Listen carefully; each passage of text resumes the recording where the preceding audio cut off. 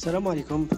Bonjour, aujourd'hui on entame le chapitre numéro 3 du module DSP destiné aux étudiants d'électronique de l'université Borj Borj. Aujourd'hui, chapitre 3 va s'articuler autour de l'architecture DSP Blackfin, donc les DSP de la famille Blackfin, qui sont issus du fabricant de chez Analog Device.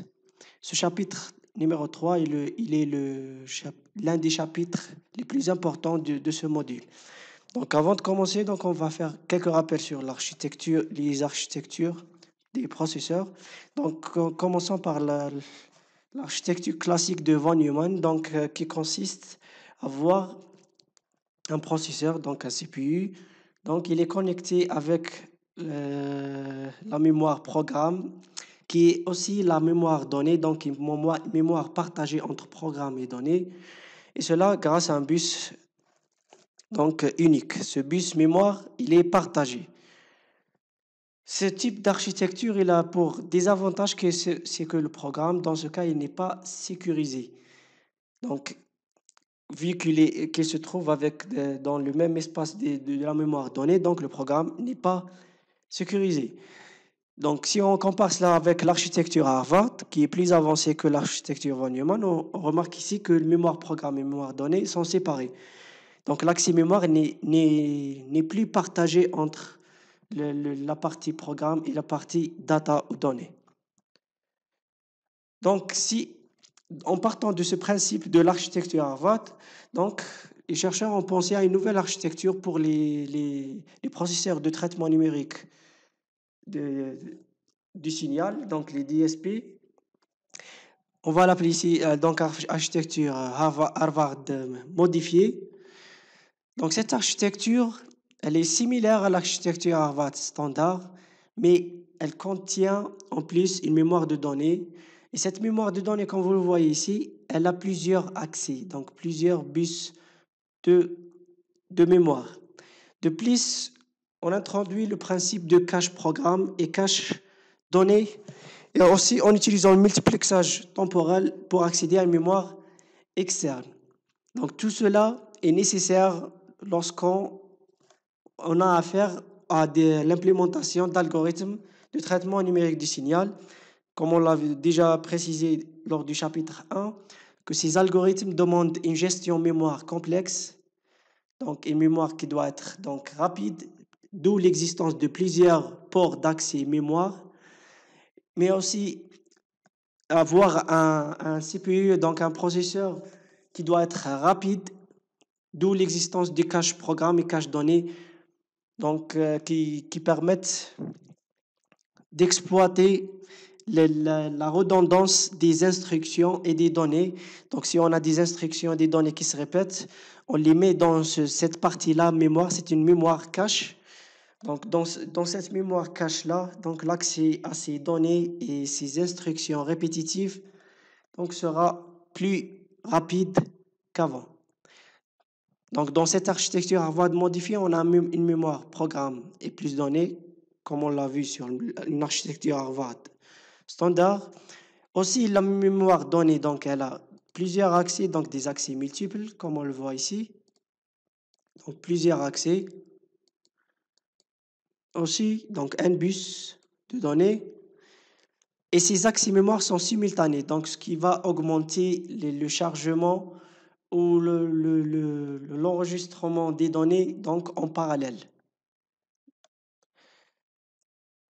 Aussi, l'extension mémoire par multiplexage temporel. Donc là, on peut mettre des mémoires synchrones, des SDRAM, ou des mémoires flash asynchrones, des mémoires flash, etc. Donc, ce qui va nous permettre d'augmenter l'espace mémoire à utiliser. Aussi, comme on l'a dit, les mémoires caches utilisent ce qu'on appelle une architecture mémoire hiérarchique. Cette architecture mémoire hiérarchique, c'est une architecture à niveau, à plusieurs niveaux. Donc là, c'est le niveau 1. ensuite le niveau 2 et la mémoire externe niveau 3, etc. Donc plus on a du niveau, donc plus la latence elle sera augmentée, mais les niveaux bas sont plus rapides d'accès que les niveaux supérieurs. Voilà. Donc en plus de cette architecture modifiée, donc on aura besoin de plus de parallélisme à cause de la limitation des architectures classiques et aussi les architectures classiques sont connues d'avoir donc un jeu d'instructions complexe et aussi un parallélisme très limité. Donc ce qui va introduire de nouvelles approches. Donc il existe plusieurs approches qui ont été mises en œuvre. L'une d'elles, c'est l'approche SIMD, on va voir ce que c'est. Et il y a une autre approche, on l'a déjà citée dans le chapitre numéro 1, c'est l'approche VLU. VLU en anglais, c'est Very Long Instruction Word. Donc un mot d'instruction ou un mot de programme très long. Donc VLU, Very Long Instruction Word. Par exemple, si on prend les DSP de Texas Instruments, donc on se retrouve avec un mot d'instruction égal à 128 bits. Donc 128 bits, ce qui est pas mal, donc ce qui va vous permettre d'exécuter plusieurs instructions en même temps. L'autre approche, c'est l'approche SIMD qui est utilisée dans les DSP Blackfin de chez Analog Device. Donc SIMD, c'est l'acronyme de Single Instruction on Multiple Data. Cela veut dire qu'on applique une instruction identique à de multiples données. On va voir cela graphiquement, ce que c'est. Vous avez l'habitude d'utiliser, donc avant sur les microcontrôleurs que vous avez déjà vus, par exemple le microcontrôleur PIC ou sur le microprocesseur 8086, vous utilisez une architecture single instruction, single data. Donc une architecture qui n'est pas parallèle, qui utilise, donc qui est procédurale. Donc on va l'appeler ici single instruction, single data. Donc vous avez une instruction, par exemple ici, add, donc une addition. Donc une instruction add. Et on a comme opérande, donc add,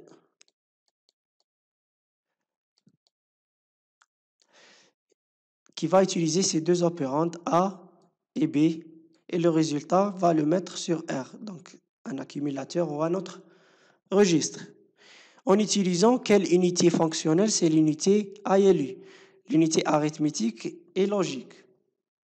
Donc en utilisant l'ALU, donc là, on exécute une instruction par cycle. Donc par cycle, on a exécuté seulement une seule instruction.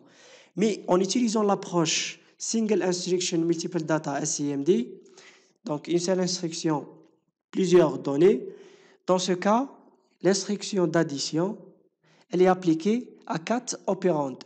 Donc 2 opérandes ensemble, A1, B1 et A2, B2. Dans ce cas, nous avons 2 instructions qui vont être exécutées en même temps. Évidemment, on aura donc besoin de 2 unités fonctionnelles ou de 2 chemins de données. On va voir ce que c'est un chemin de données sur le DSP Blackfin. Voilà le principe de l'architecture SIMD qui est utilisée par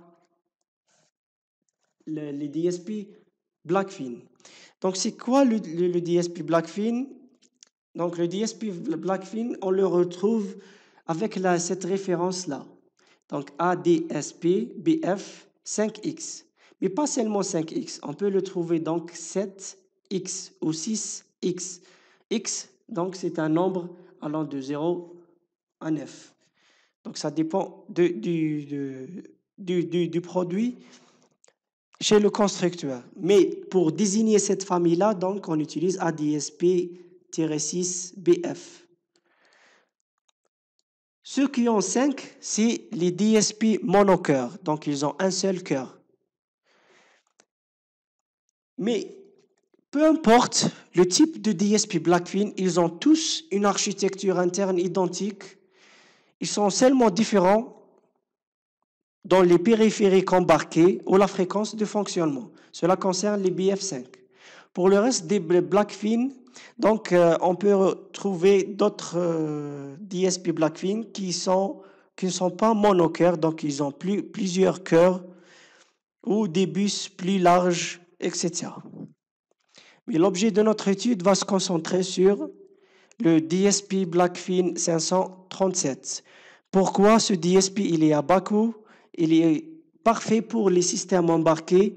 Il est monocœur, donc facile à programmer pour un débutant. Et aussi, il utilise une architecture MSA, Microcontroller Signal Architecture. C'est quoi le MSA, Microcontroller Signal Architecture?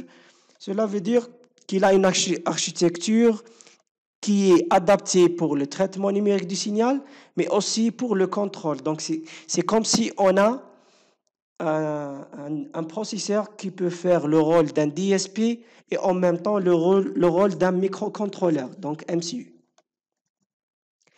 Donc, voyons le schéma synoptique de l'architecture de ce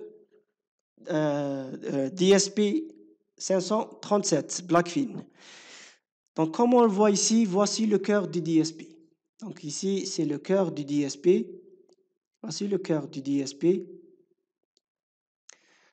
Donc, en allant du cœur du DSP, on se retrouve avec plusieurs contrôleurs. Il y a un contrôleur d'interruption. Pardon. Un contrôleur d'interruption. Donc, il contrôle les interruptions masquables et non masquables. Aussi, on a un contrôleur DMA. Que veut-on dire par DMA? Donc, c'est une nouvelle notion pour vous. Donc, DMA, c'est un accès mémoire direct. Donc, qu'est-ce que cela veut dire? Donc, DMA, donc DMA, cela veut dire Direct Memory Access. Donc, accès mémoire direct.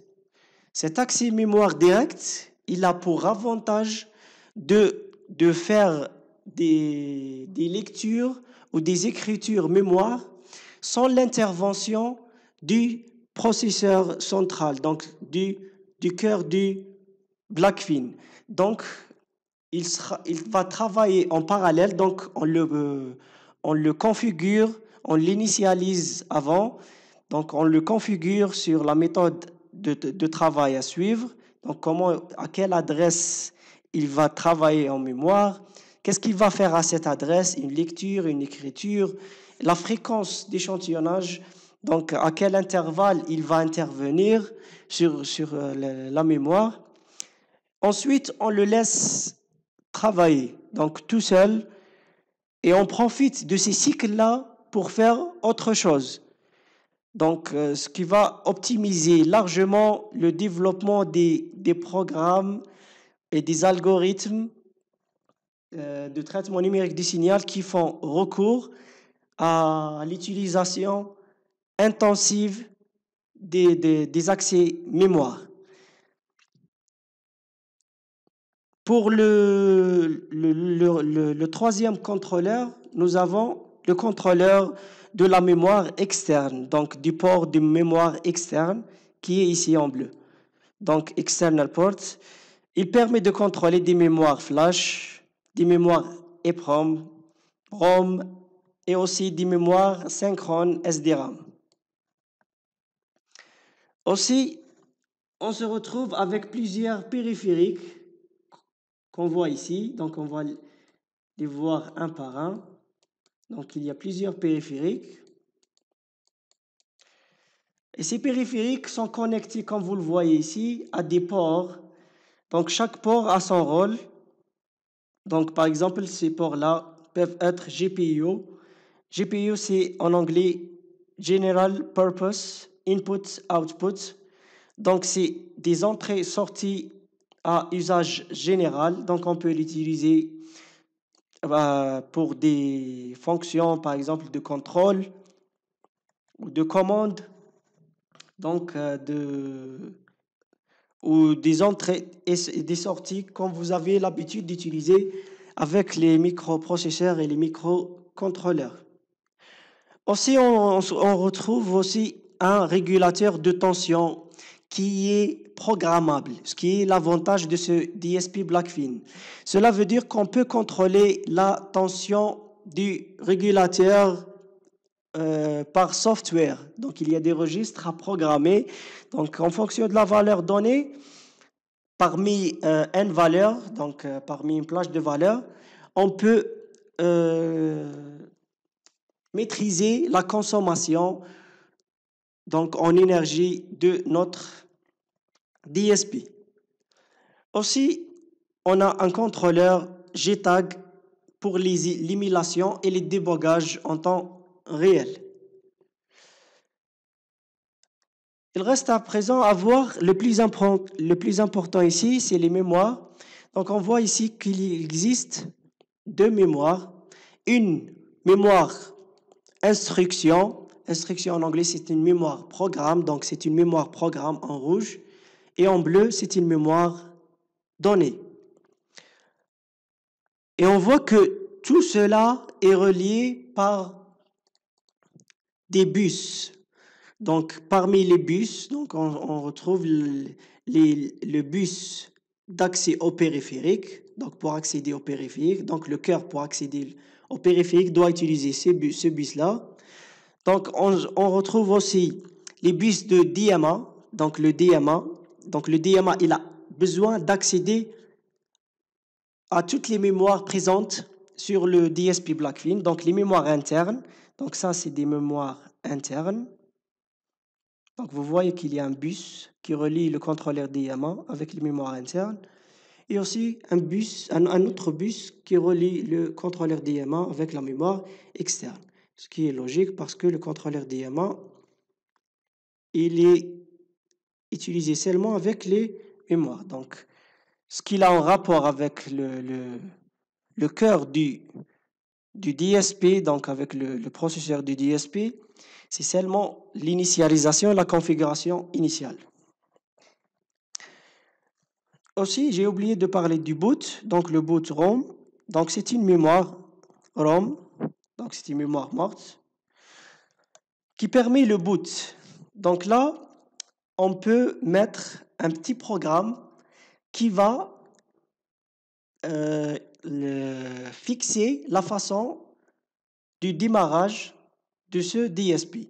Donc, on peut le laisser par défaut, donc celui mis par le constructeur, ou mettre notre boot personnalisé. Donc, c'est le démarrage boot. Et on a le choix de démarrer, comme c'est écrit ici, donc de démarrer à partir de la mémoire externe ou des périphériques. Donc, pourquoi les périphériques? Donc, on peut utiliser le port série pour se connecter à un autre. Par exemple, un PC qui va faire le rôle du boot. Pour la fréquence d'horloge, elle est variable aussi. Donc, on n'a pas seulement la tension qui est variable, on a aussi la fréquence d'horloge qui est variable. Elle est variable jusqu'à maximum 600 MHz. Et cela est très intéressant sur les processeurs DSP, car cela va nous permettre d'adapter la fréquence de fonctionnement et la tension de fonctionnement en fonction de la tâche en cours de réalisation, ce qui va nous permettre d'avoir un système optimisé en coût et en consommation.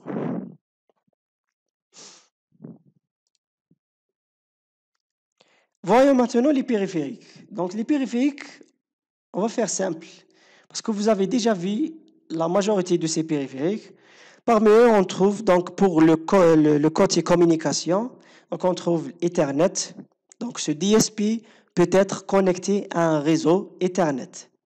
Donc il y a le port Ethernet ici. Aussi, nous avons une interface bus CAN. Donc on peut le connecter avec un réseau CAN. donc un réseau industriel CAN. Aussi, on a une interface parallèle, PPI, Parallel Port Interface en anglais. Donc, vous le voyez ici.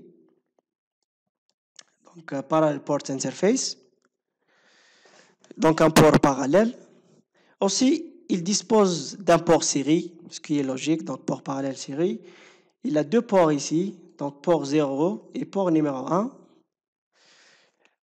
Aussi, il dispose de plusieurs interfaces série, donc sur plusieurs standards. Donc, il y a standard SPI, UART et I2C. Donc, les Américains préfèrent dire TWI, Two Wires Interface, ou I2C. Donc, je préfère utiliser I2C parce que vous l'avez déjà utilisé avec les microcontrôleurs PIC. Donc, I2C, SPI et l'UART. C'est des interfaces série. Il dispose également de plusieurs fonctions ou d'interfaces de contrôle, donc qui permettent le contrôle. Donc, on a des timers, des signaux PWM et des compteurs 32 bits. Donc, 32 bits, c'est très intéressant. Donc, c'est des compteurs qui peuvent aller jusqu'à 2 à la puissance 32 moins 1. Donc, où sont les timers? Donc là, vous voyez qu'ils disposent de 8 timers qui peuvent être en même temps programmés en tant que compteurs. Et ces mêmes timers donc, peuvent être utilisés pour générer un signal PWM. Aussi, il a pour avantage d'avoir des timers donc, sur la périphérie, donc sur sur les sorties, mais aussi un timer cœur donc qu'on peut utiliser pour le fonctionnement du cœur DSP, qu'on voit ici en rouge. Et juste pour ce symbole-là, vous voyez en noir. Donc, pourquoi elle est appelée black fin? Donc, fin, cela veut dire c'est la nageoire du requin. Donc, on peut dire du requin parce que ça ressemble à celle du requin. Donc, black fin. Donc, c'est une nageoire noire. Donc, c'est pour ceux qui se demandent d'où vient ce nom black fin. Continuons. Watchdog, donc un chien de garde. Donc, je ne vais pas l'expliquer. Donc, vous savez à quoi ça sert. Donc, une horloge à temps réel. Donc, RTC, vous savez déjà ce que c'est ça aussi. Et 48 entrées-sorties à usage général. Donc, GPIO. General Purpose Input-Output. Aussi pour le contrôle d'accès, donc on l'a déjà expliqué, on a là un accès mémoire externe, un accès mémoire direct, DMA, et les interruptions, donc 3 contrôleurs qui sont là. Et aussi pour le débogage, on a le JTAG et un régulateur de tension variable, comme c'est aussi la fréquence de fonctionnement. Maintenant pour les mémoires, leur taille, donc on a dit qu'ils disposent de mémoire interne et de mémoire externe. Donc l'accès aux mémoires externes, donc il se retrouve ici. Donc un accès, comme vous voyez, 16 bits. Donc là, c'est les mémoires externes. Donc externes. Commençons par les mémoires internes, donc de niveau 1. Donc la mémoire interne de niveau 1, L1 veut dire level 1. Donc niveau 1, c'est la mémoire qui est directement connectée avec le cœur du DSP. En général, donc on les trouve avec des tailles très petites. Donc, comme vous voyez ici, la taille de la mémoire interne, donc instruction et data, donc programme et données, les deux sont à 132 kilo-octets. Ils peuvent être des mémoires SRAM, donc static RAM, donc des mémoires synchrones, ou être des mémoires cache. Elles peuvent être, pour le cache, c'est une option, donc il n'est pas actif par défaut. Donc on l'active. Donc il ne faut pas oublier cela. Donc dans les 132 kilos, Donc, on va trouver une partie qui peut être SRAM, donc utilisée comme une simple RAM synchrone, ou l'utiliser comme cache. Pour le reste, on ne peut pas le modifier. Voilà, pour la mémoire externe, en général, ce sont des mémoires synchrones ou des mémoires asynchrones, flash ou EEPROM. Donc la capacité maximale, elle est de 512 mégas. Donc on ne peut pas dépasser 512 mégas comme mémoire externe. Donc c'est la capacité que peut gérer le cœur du DSP. Alors qu'est-ce que c'est cette mémoire à L niveaux, donc à plusieurs niveaux? Donc on va l'expliquer ici. Donc dans une architecture Harvard modifiée, les mémoires sont séparées physiquement. Donc comme vous voyez, ils sont séparés physiquement. Donc chaque mémoire, elle est séparée de l'autre. Donc mémoire programme, donc elle est isolée de la mémoire donnée, isolée physiquement. La mémoire externe également, elle est isolée des autres mémoires.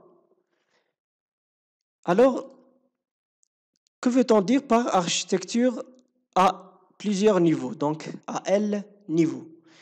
C'est une architecture hiérarchique utilisée dans l'architecture Harvard modifiée où les mémoires sont séparées physiquement, mais, j'insiste sur ce mais, partagent le même espace mémoire adressable. Donc, ils ont le même espace mémoire. Cet espace est dit plat.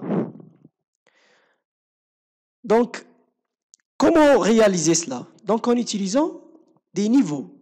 Donc, chaque partie, elle a un niveau. Donc, si on commence par le niveau plus bas, donc on se retrouve avec le niveau L1. Ensuite, on monte vers le L2, etc. Donc, ce type d'architecture mémoire permet un temps d'accès rapide grâce à une architecture hiérarchique. Comment ce temps, pourquoi on a cet avantage de rapidité? Pourquoi? Parce que vous voyez sur ce graphique-là, vous voyez que L1, les mémoires de niveau L1 sont ceux qui sont les plus proches pour la mémoire, pour le processeur central Blackfin. Alors que la mémoire externe qui se retrouve ici, donc l'accès du Blackfin, du processeur Blackfin vers la mémoire externe, donc va prendre un cycle supplémentaire par rapport à la mémoire de niveau L1. Donc si cette mémoire elle est de niveau L1, celle-là elle est dite niveau L2. Ça concerne ce DSP-là. Mais si vous prenez un autre DSP, par exemple le DSP de Texas Instruments, le TMS 320 C6000, donc vous allez voir qu'il contient deux mémoires internes. Donc une mémoire de niveau 1 interne et vous trouverez aussi une autre mémoire, on va la mettre ici par exemple, L2, de niveau 2, qui est interne aussi. Ensuite, ça vient le niveau 3. Certains processeurs ou microprocesseurs ont des mémoires de niveau 4. Donc ça dépend de l'architecture de chaque processeur. Mais juste ici, ce qu'il faut retenir, c'est le principe de l'architecture mémoire hiérarchique ou à L niveau. Donc, je répète, le niveau L1 est plus rapide parce que sa taille elle est plus petite. Le niveau L2 est moins rapide que le niveau L1 et le niveau L3 est moins rapide que le niveau L2, etc. Et cela permet aussi d'introduire la notion du cache mémoire. Donc les caches mémoire, on ne peut pas les retrouver sur les mémoires externes, on ne peut pas les retrouver les mémoires qui ne sont pas directement liées avec le processeur Blackfin. Donc on les retrouve directement sur la mémoire qui est connectée directement avec le processeur. Donc dans ce cas, le niveau L1. D'où l'écriture SRAM ou cache. Donc ces mémoires peuvent être utilisées pardon, comme mémoire cache. Alors, c'est quoi une mémoire cache? Donc, une mémoire cache, elle se retrouve au niveau L1, comme on l'a dit, et c'est une mémoire interne. On ne trouve pas des mémoires caches externes, donc c'est des mémoires internes qu'on retrouve dans le cœur du DSP.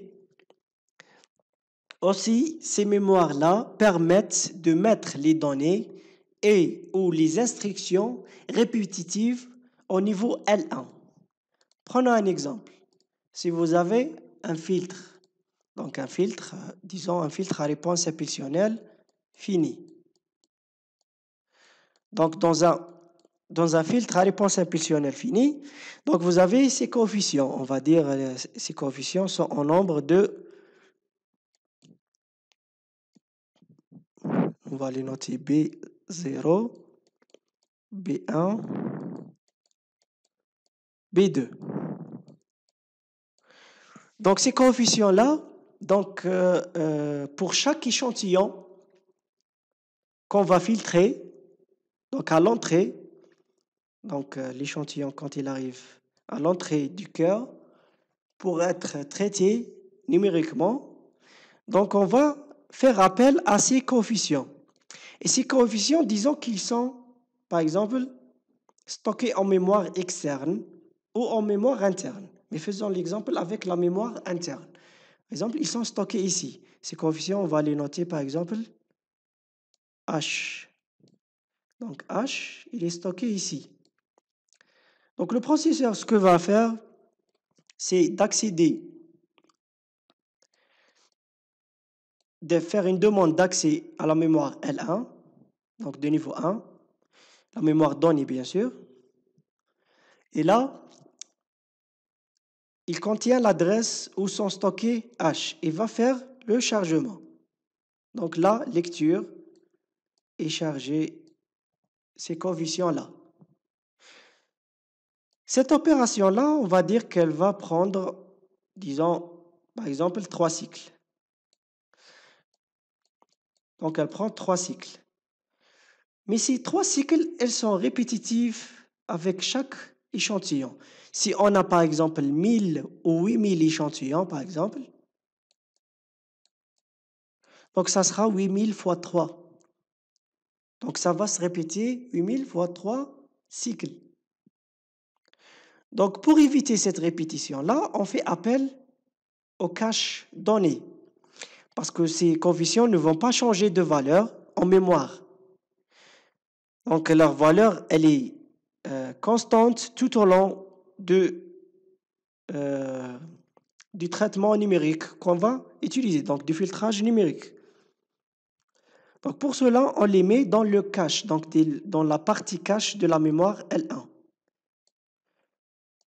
Donc elle contient 2 caches, donc un cache data et un cache numéro 1 data, cache numéro 2, c'est un cache programme.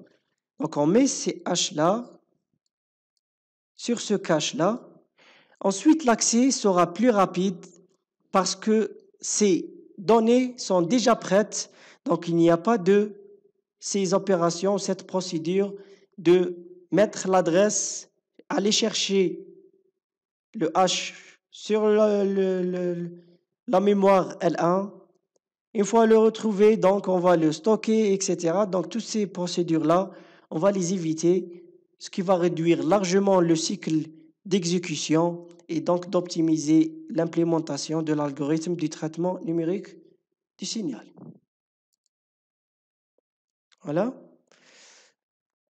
Aussi cet espace mémoire, comme on l'a dit, donc ici nous avons le cœur.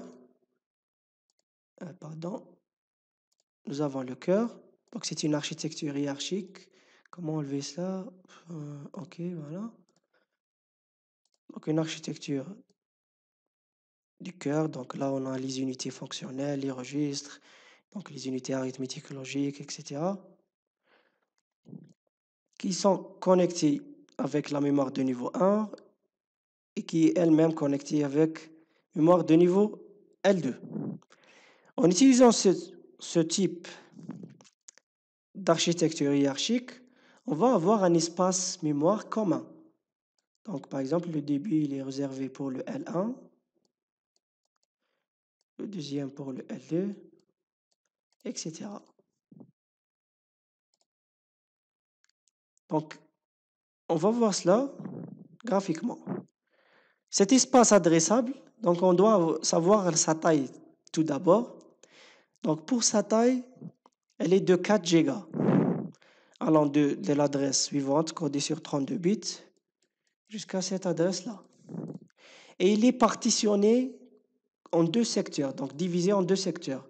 Donc, le secteur de l'espace mémoire interne, donc niveau L1, et l'espace mémoire externe de niveau L2. Donc, en tout, on a 4 gigas de mémoire. Commençons par l'espace mémoire interne. Donc, voici l'espace mémoire interne. Vous voyez qu'il commence à l'adresse de fin, donc la dernière adresse. Qu'est-ce qu'il inclut cet espace-là? Il inclut en anglais ici Core MMR Registers. Donc cette partie-là, elle occupe 2 mégas et elle contient les registres cœur, donc en anglais Core, et les registres système, donc qui sont les registres des périphériques. Ces registres-là sont dits des registres mappés en mémoire ou MMR. Memory Mapped Registers.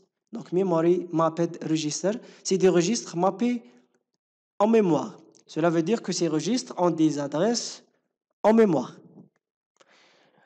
Aussi, on se retrouve avec la même taille pour les registres système.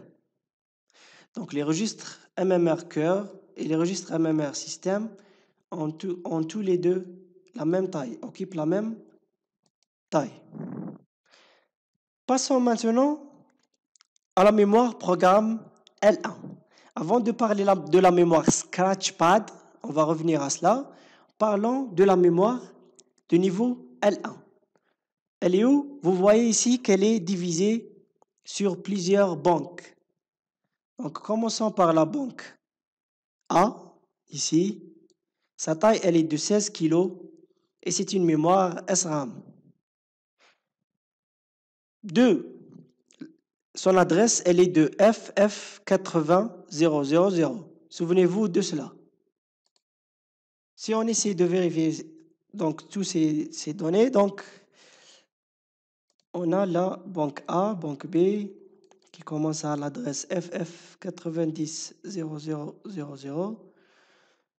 Aussi, nous avons la mémoire programme qui est aussi divisée en deux banques A et B. Et aussi ici, qui peut être utilisé cache ou SRAM. Donc, si on souhaite utiliser seulement,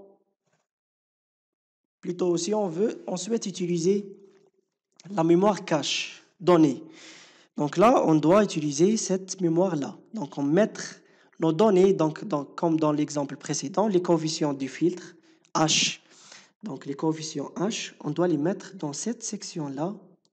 Donc, la banque B, qui se trouve à l'adresse FF94000, ou la banque A, qui se retrouve à l'adresse suivante.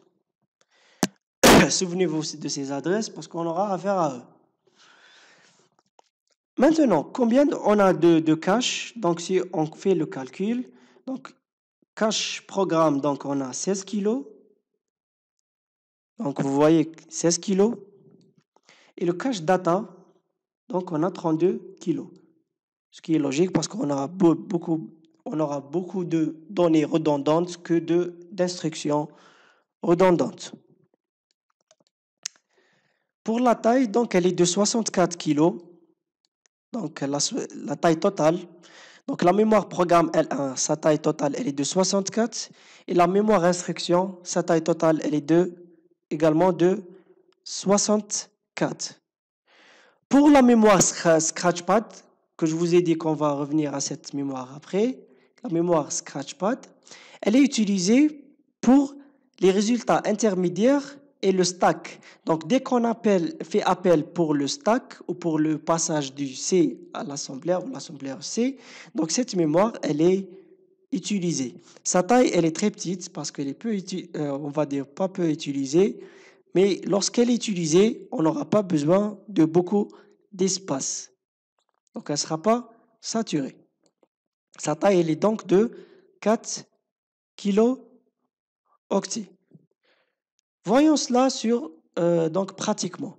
Donc, si vous prenez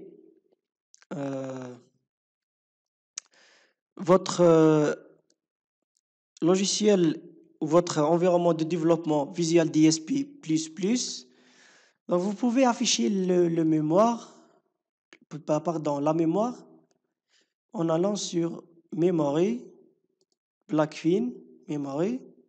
Et là, vous avez la mémoire comme on vient de le voir ici. Par exemple, on fait le Select Format, on affiche le format, par exemple, en hexadécimal 32. Et voilà. Et on tape l'adresse, par exemple, de celle-là. Donc, la mémoire donnée, la banque A, qui est à l'adresse 0xFF8040. 0x, c'est pour l'hexadécimal. Donc, FF80 0000. Donc là, on se retrouve, vous voyez, donc tout cet espace-là, c'est pour la mémoire donnée de niveau 1 dans sa banque A. Donc pour aller dans une autre position, par exemple pour visualiser les adresses des registres cœur, par exemple prenons l'exemple ici du registre cœur, donc allons à cette adresse, donc FF, disons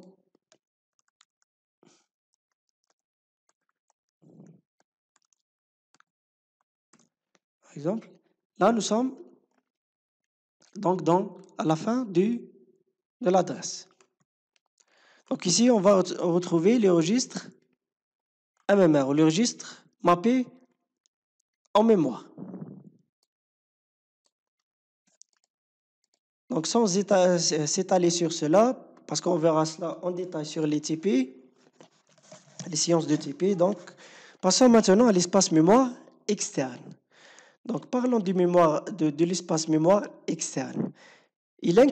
Cet espace-là, il inclut donc une partie pour le ROM de démarrage, donc le boot, et le reste, c'est la mémoire externe. Donc vous voyez la mémoire externe du bit de l'adresse 0 jusqu'à l'adresse 2040-40, en hexadécimal bien sûr. Donc ça, c'est le mapping des mémoires externes. Si on regarde la taille qu'ils occupent, donc vous voyez ici, prenons le stylo, donc 2 kg pour le boot, entre 16 mégas et 512 mégas pour la mémoire, celle-là, donc la mémoire synchrone, dynamique, donc SDRAM. Et pour les mémoires asynchrones externes, donc ils sont divisés en 4 banques. Chaque banque, elle a une taille de 1 méga. Donc ces mémoires peuvent être des PROM, flash, etc. L'essentiel, c'est des mémoires asynchrones, comme on les voit ici. Donc c'est simple pour la mémoire externe.